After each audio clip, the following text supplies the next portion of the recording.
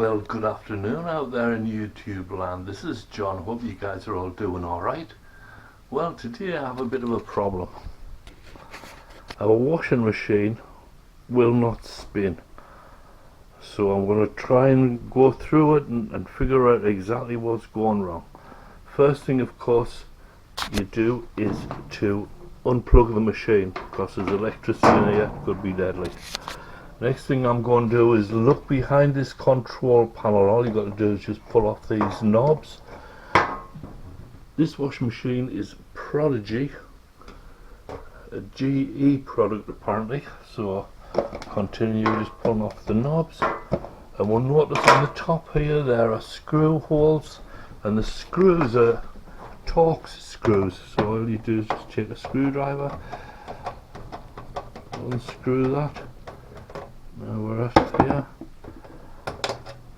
and this should just, once after already taken these guys off, so once all these screws out, you just pull that over.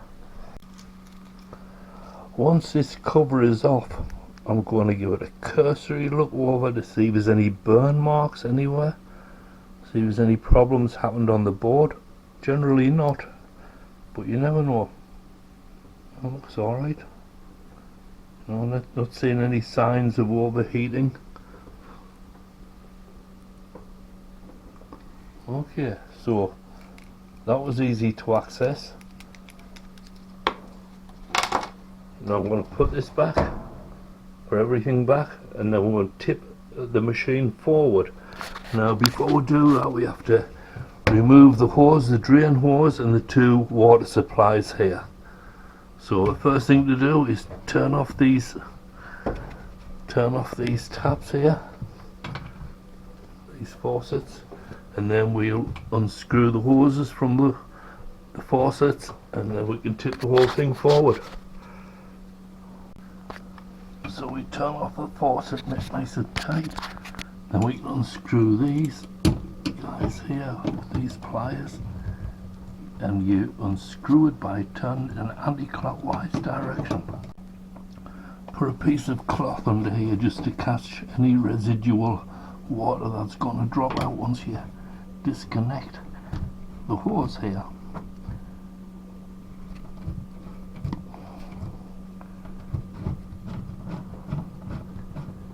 There we go.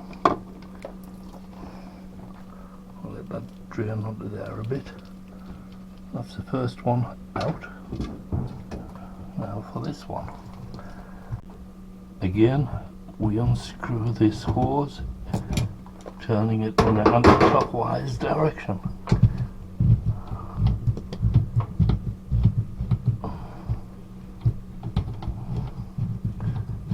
There we go.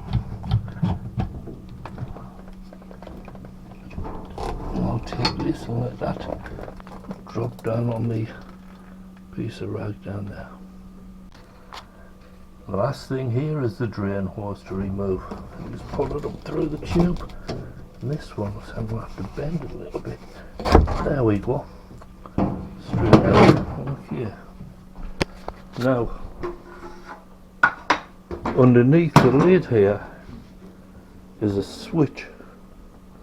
I think it goes there. I'm guessing that's where it is. However, it doesn't look like it's accessible, so I'll have to get to it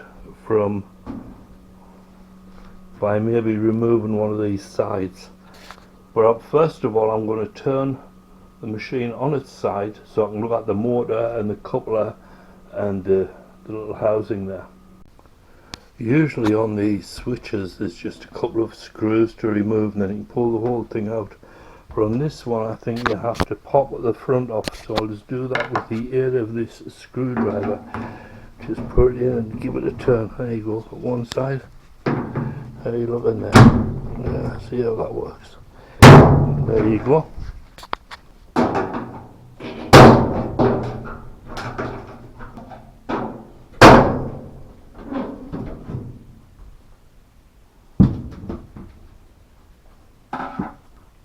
There's the switch there. So if we come here, we should be able to locate it. It has lots of fluff around here. I don't understand what the idea of that is. It's fluff that's escaped from somewhere. Is there a sheep in the house? I don't know. But anyhow, that needs to come off because I need to look at that and need to test that switch, make sure it's working. So look at the two colours, which are yellow and orange, and I'll open the switch and I'll close the switch and see how that works. As I said, the two wires coming from that switch are yellow and orange. So what I'll do is I'll trace those back, which is these two guys, back to the control panel and see if we can do a continuity reading. And the loom coming up from the front of the washing machine comes round here onto this connector, and as you can see, the yellow and orange wires are right there. So I'm going to pull this connector off and we'll test for continuity. Once your connector is removed from those pins there, what we'll do is put it in such a position to where we can just test it with the ohm meter. Now then, and see those connectors here, that's how we're going to touch the ohm meter too. What we'll do is we'll take a multimeter, we'll turn it on and we'll select it to ohms. And what I always do when I'm doing a resistance test is before I even test the part, I'll make sure that this thing is zero on out. Okay, yep, that's working. So if electricity can flow through, we will get all zeros. But now upon pressing on these contacts harder, we're actually getting electricity going through the switch. Here, no power going through the switch. Now this power going through the switch will continue it anyhow. Okay, so we've eliminated that from the replacement parts. And the next thing to do now is to remove the bottom to get access to the motor, the brake and the clutch. Next thing is to take all the bolts out of this bottom plate, and also the two bolts that hold this water pump into position on this bottom plate here. And once that's done, there you go, we've got all this. There's a load of fluff. That's, you know, when the wash machine's on spin, it spin this stuff out. Anyhow, inside of here it looks like a brand new motor, and everything's in really good condition. So we'll see what's happening now. I'm going to check the motor. First thing to do is make sure that the belt is on. The belt is on there because this turns the tub, and that's the electric motor there. Now I noticed that this motor, the laminates inside there, they're very discoloured, and that might be because we did a lot of heavy washing the last few days, like blankets and eider-downs, and maybe the motor overheated or something. But I'll continue checking it and we'll get right back. Next thing to do is remove this motor from the frame. This is the frame here, and there are 4 nuts there. So take those 4 nuts out, remove the belt and remove this electrical connector and this earth connection. To remove this pulley belt, you just lift it up and over the edge of this pulley here, and there you go, and that removes it there.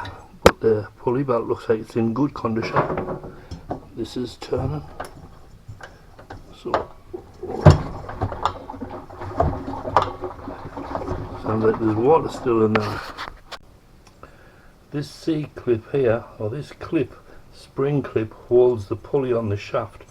So once you get that off, this pulley will pull off, because you've got to remove that to get that, you know, out of that space. With the pulley on, there's not enough space to get the motor out.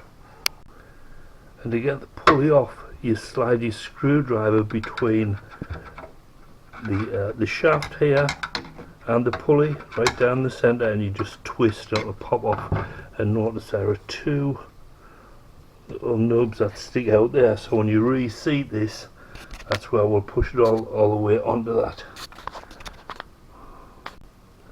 And behind this pulley wheel here, there's a coupling which couples the belt well, there's a pulley there, one pulley to another.